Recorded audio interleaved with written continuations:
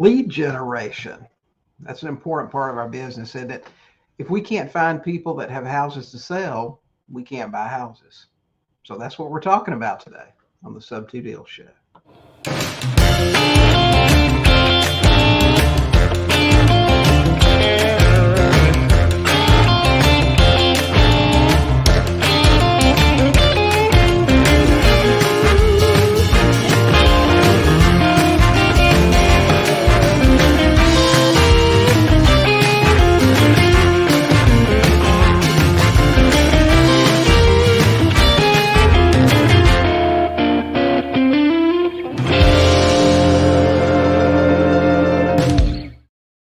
Hey, Sub2ers, welcome to this episode of the Sub2Deals Show, where we talk about all things subject to.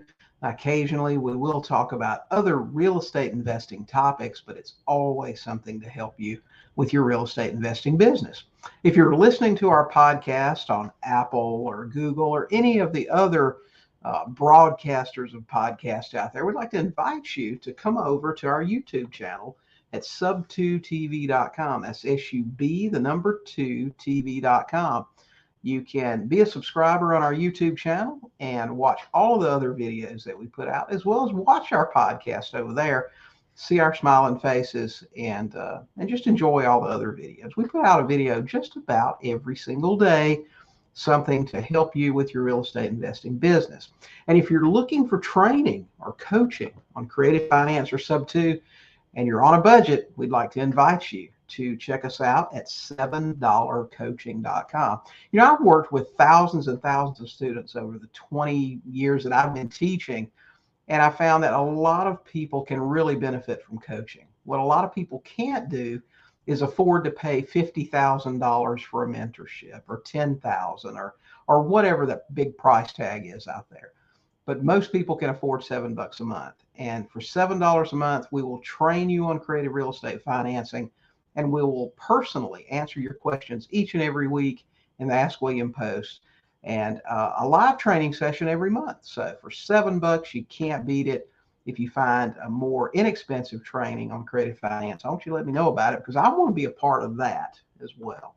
So we're talking about lead generation today. And there are many ways to generate leads, okay? I'm not going to tell you, I'm not going to have time today to tell you about all the different ways we can generate leads, a million things we can do. What I want to tell you about are the best ways, in my opinion, if you're new, if you're a beginner, if you want to get some quick results, is going to be to approach people with a problem. Now, you know, we talk about motivated sellers all the time. What does motivated seller mean? Well, you know, a motivated seller doesn't have to be desperate. Let me give you a really good example of that. We got a house under contract this past weekend, and these people called us initially from our radio ads. It's no secret now, I talk about it all the time. We run radio ads in our local market. And, you know, you'll get all kind of people call you. Some of them are cash deals. Some of them, of course, are creative finance. We've done several from that. But this particular gentleman has a good job. He's not behind on his payments. He just lives in the wrong school district. He and his wife bought a house a couple of years ago. It was a brand new home in a more rural part. It's about 25 minutes outside of the main corridor here. And they don't like the school district. And so they want to relocate to what they feel like will be a better one that's about 30 or 45 minutes away. So he listed his house like most people do when they want to sell, and his house didn't sell right away. Now, we're at a part of the cycle in the real estate market where things have slowed down just a little bit. Interest rates are 7% for A credit borrowers right now. And, you know, people are just stepping back. They're taking a look. They're taking their time. They're sitting on their good interest rate loans. So the market has slowed down just a little bit. So he's anxious to move. It's currently, we're at the end of June right now. So he's got about 6 more weeks to get moved into his new place before the school year starts. When we initially talked a couple of months ago, he wasn't quite ready to what we offered. And that happens a lot. You know, the guy bought his house 2 years ago. It's worth about $270. He owes a little bit over $200. And he had in his mind that he should get at least $50,000 in equity. I said, well, there's really no way I can do that. We might be able to get you something out of it, but the only way we could buy it would be a situation where we took over payments. And of course, he'd never heard of it, and he wasn't, he wasn't strongly against it, but he felt like he still had time with his realtor. So he had just listed it at the time, and so we parted ways, and we stayed in touch. And he called me back about a week ago and said, "Hey, we've got to do something. Can you come out and talk with us?" And we did. And so this gentleman's current on his payments. His motivation is that he wants to get in the new school district. He had initially been pretty firm on wanting to walk away with 50,000. But I said, well, listen, what are you going to do if we can't make a deal? And he said, well, I guess we're going to lower the price of the house. And I said, well, what are you going to lower it to? And he said, well, we're going to lower it probably to 250. And we penciled this thing out and showed him that if he lowered his house to 250, by the time he paid realtor's fees and any additional closing costs or buyer concessions that might be asked for, he would probably net around $27,000. And I said, obviously, we aren't buying the house to live in. We're not homeowners. We're investors. We have to make a little bit of money. And so we went back and forth. We started at giving him 10,000, and we moved around a little bit. And we finally settled on paying the guy $20,000 for his equity. So at closing, we'll write him a check for $20,000. We'll take over his $1,200 a month PITI payment. And we'll take over his loan balance of around $203,000. So we'll buy a brand new home that's in immaculate condition for $223,000, 20 cash, taking over a $203,000 loan. Now, the great part about this deal is the house is probably worth $270, and if certain conditions weren't going on in the market right now, it would probably sell for that. But it has a 2.75 interest rate loan. Rates are currently 7. We can get 8 to 10% down from someone. So if we list that home with seller financing, we can sell it for probably the 270 that it's worth and collect somewhere between $20,000 and $27,000 down, which means we have zero in this deal. And their payment will be somewhere between $1,800 and $1,900 a month. So we're looking at $700 a month in cash flow. All told, over the 3 to 4 years, most people wait to refinance, will probably make $80,000 or more off of this property. So was this a super motivated fella? Well, in a sense, he was. He wasn't desperate in the case that most of us think of motivated sellers, people that are in foreclosure or getting a divorce. So there are all types of motivation. Okay, so let's talk about who you should pursue as a new investor, or if you're trying to get a deal very quickly. And my advice to newer investors is, if you're on a short time frame, if you don't have a huge budget for marketing, is go after people with what I call drop dead dates. Okay, these aren't just general motivation. These motivating things have a deadline. Okay, for example, if Joe is in foreclosure and they have already set a foreclosure auction date, he has a drop dead date.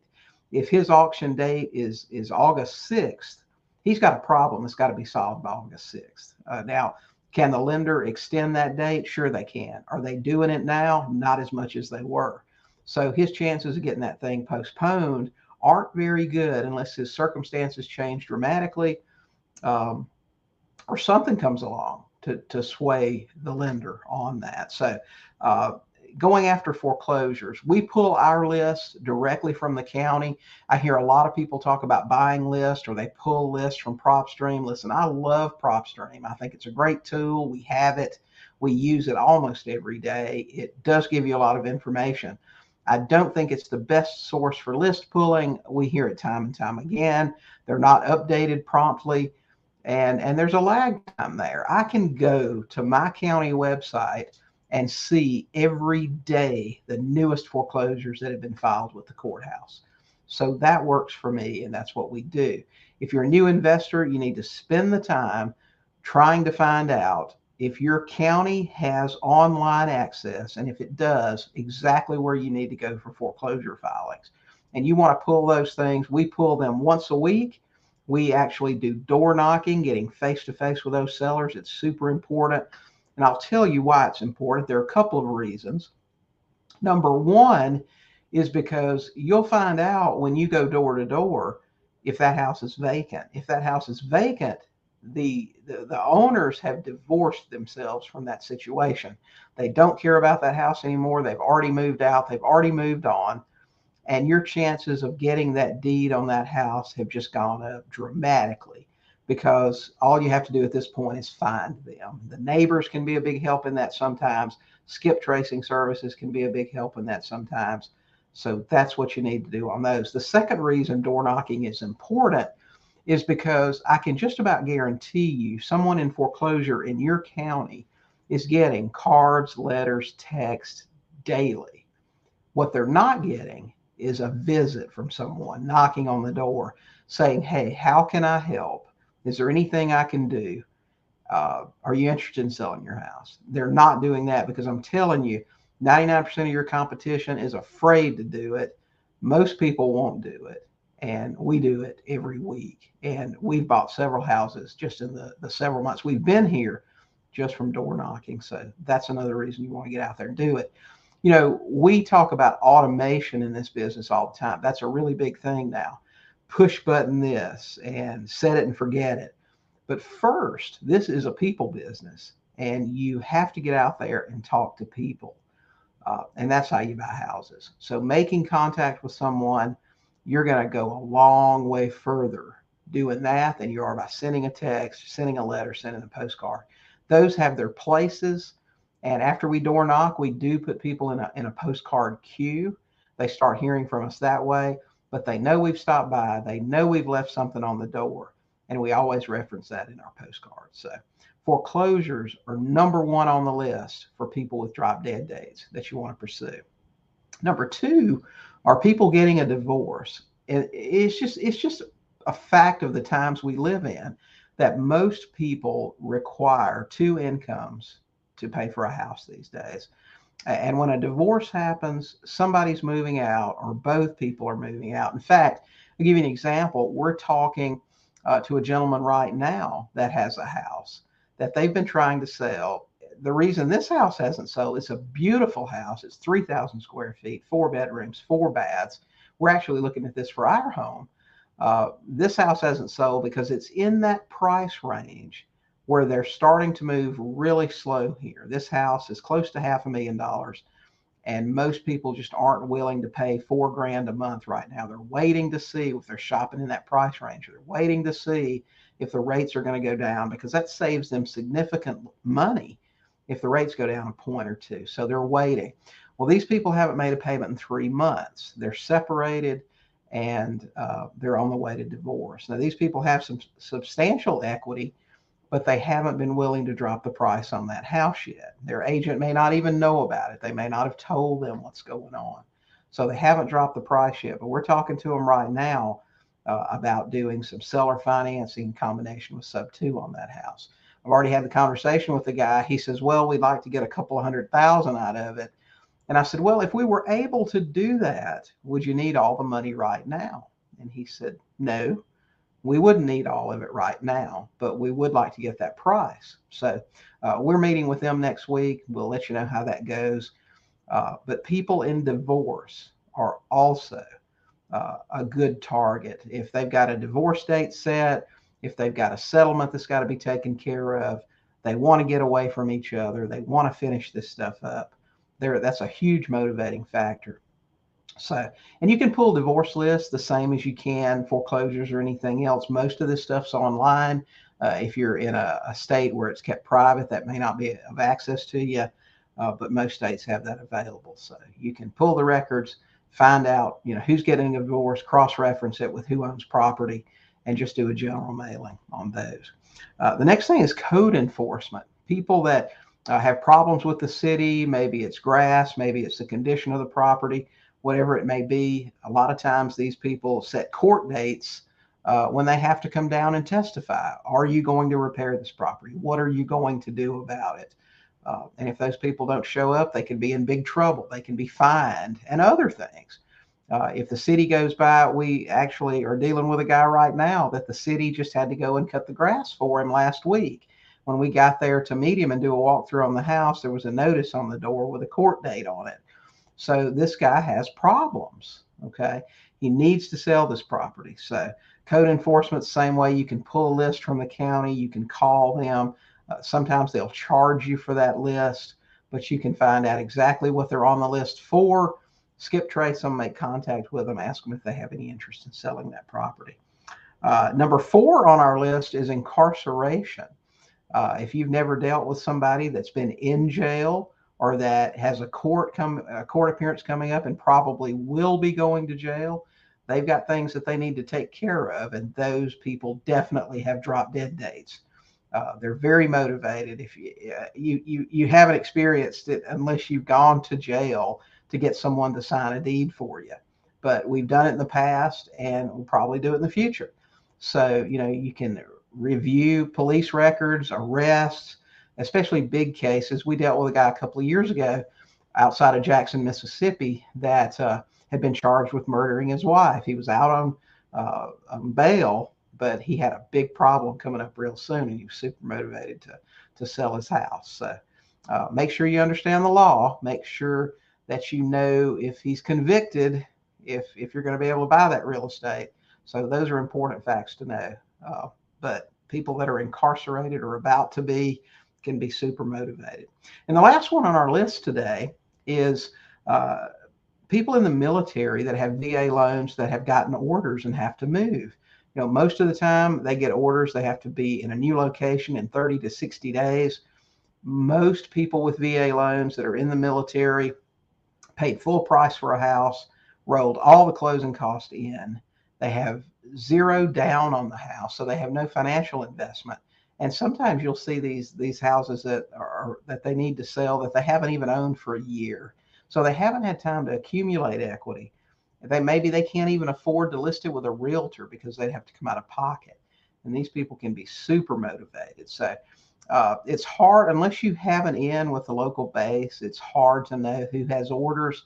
What we do in cases like that when we're targeting VA loans is we will pull a list of all the loans that are VA loans in a certain geographic area and just do a periodic mailing to them. It may be every 30 days or 60 days or 90 days, a postcard or a letter that says, hey, if you decide you want to sell your house, give us a call. If you've been in the military, if one of your parents has been in the military, or you have a sibling that's been in the military, reference that. You have that brotherhood there, that camaraderie, so it can be beneficial to you in those situations. Hey, you can relate. You know what it's like to have to move on short notice. Maybe you had to go through that when you were a child or that sort of thing. So that's your 5th lead source. Targeting people that have a real reason to sell their house is going to produce the best and the fastest results for you. You can pull a list of 100,000 people that are property owners in a county or in 2 counties. And you can text the heck out of those people and cold call them till the cows come home. Will you get an occasional deal? Probably. But we like to use a laser focused approach. We spend a lot less on marketing and we have a lot better results. That's how we like to do things. So hope this helps today. Guys, again, I want to remind you, if you haven't, and statistics tell us that about 75% of you that watch us on YouTube aren't subscribers. So hit that subscribe button and be notified every time we release a new video. We'd love to have you do that. If you're listening, get over to YouTube and subscribe at sub2tv.com. That's SUB, the number 2, TV.com. If you're looking for advanced coaching, if you want somebody to walk you step by step through your first Sub2 deal, or maybe it's your 50th, but it's more complicated than the rest, check us out at our premium coaching group. That's Sub2 Max. We have 3 times a year, 4-day masterminds where we meet in person all across the country. talk about our businesses, evaluate them, and we all help each other work on them. In addition to every document you would ever need to buy subject to or sell with seller financing, weekly coaching calls. And as a matter of fact, we have about 4 years of past coaching calls that are available to you to watch anytime that you like. So check us out at Sub2 Max, super affordable, and we'd love to have you over there. So guys, that's it for this episode. We thank you for watching or listening. If you're listening on Apple, give us a 5-star review. We would love that. And until next time, get out there, talk to some sellers, and buy some houses.